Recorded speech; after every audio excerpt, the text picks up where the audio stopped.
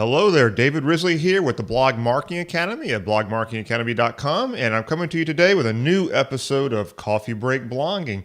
Today I want to talk to you about something that I call selling from your heels. It came from a video that I watched maybe a couple of weeks ago with somebody that I'm working with as a Lab Platinum client.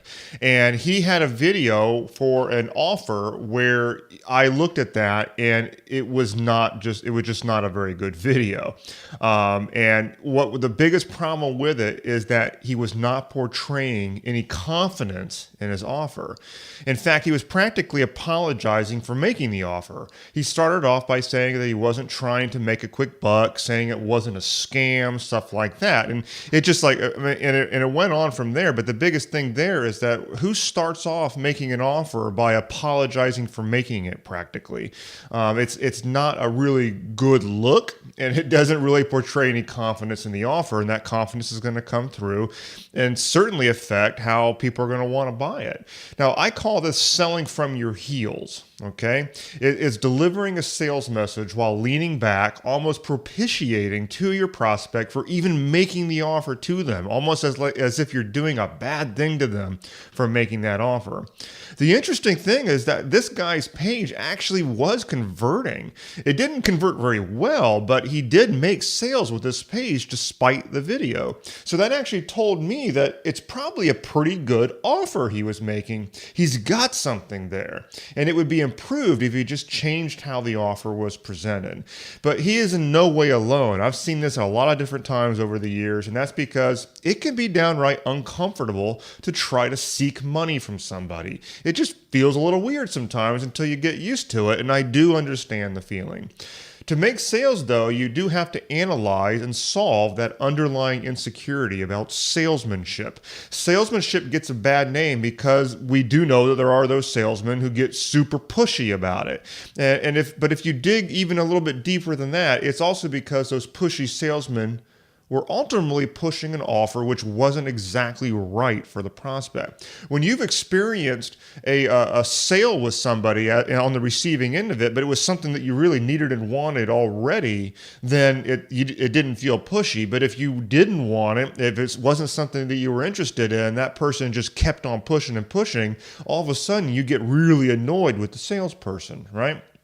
So if the thing being offered is truly right for the person who's seeing that offer and it's truly going to help them, then you don't have to be pushy about it. In fact, it would be a disservice not to offer it to them.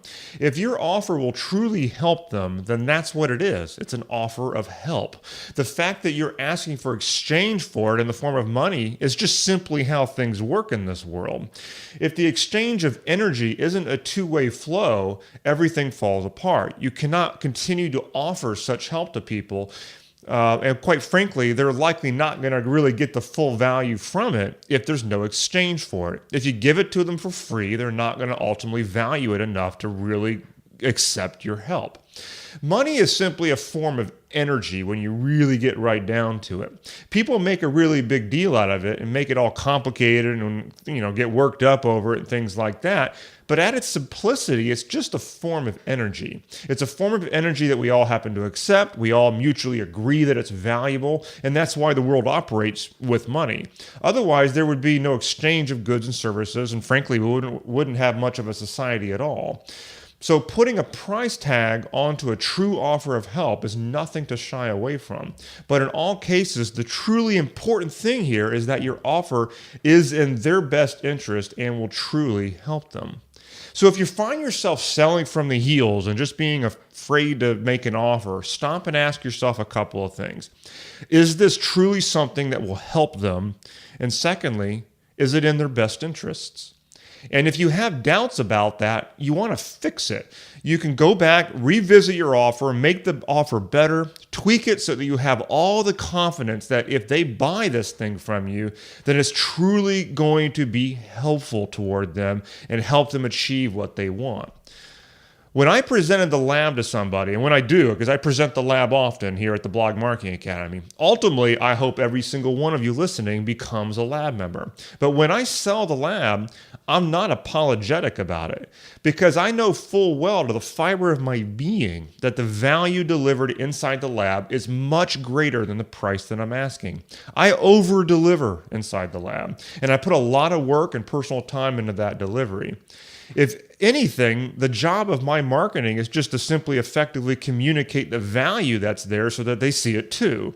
But there's not a doubt in my mind that the lab is in their best interest if they're truly wanting to build up a blog-based business. So I don't sell for my heels because of that. I'm confident in my offer.